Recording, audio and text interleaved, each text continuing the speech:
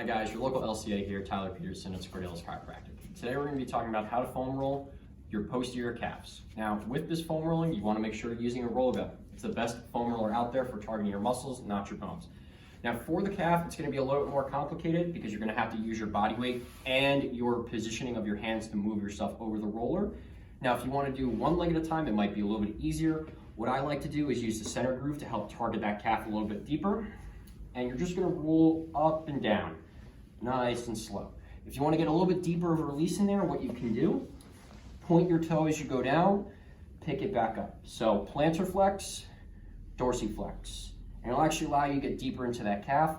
If you want to do both at the same time, you can use the outer ridges and do like so. You're not going to get as much pressure. If you want a little bit more pressure, you can cross your leg over the opposite leg and use that to get a little bit more pressure on the calf. Do this for up to 30 seconds to a minute, 3 times a day. If you have any questions, comments, or concerns, always come into the office and ask us.